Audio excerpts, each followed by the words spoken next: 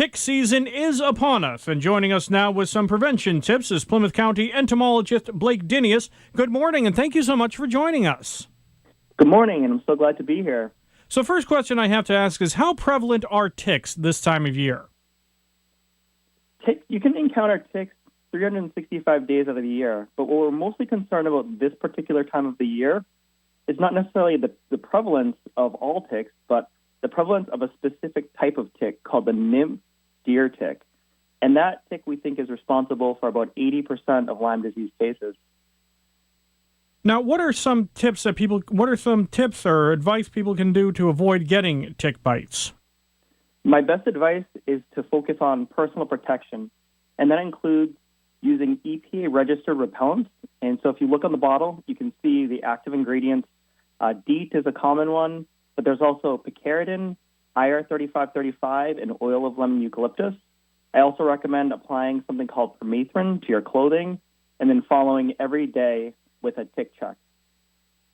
Now, what if despite your best efforts, you've still been bitten? What do you do then?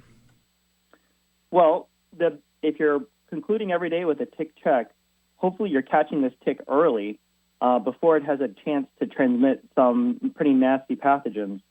But if you do happen to find a tick, I recommend using a pair of pointy tweezers, firmly grasping the tick close to your skin and just applying steady pressure.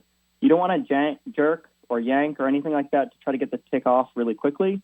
Just steady pressure, because you want to try to get that tick off in as a complete condition as possible. You don't want to break any pieces off. If you do manage to get that tick off, and let's say what a lot of people call the head is still left under your skin, that can cause a secondary infection, but as long as you get the body off, your risk of disease transmission stops at that point. But again, it's still not going to be fun for you to get a secondary infection from leaving a foreign object embedded in your skin, a lot like a splinter. As you said, there are a lot of diseases that can be transferred through a tick bite. Absolutely, yeah. We estimate that there are at least 10 different diseases that you can get here in Massachusetts, and that number may be higher. All righty. Well, thank you so much for joining us this morning. We do appreciate it. Absolutely. Thank you for having me.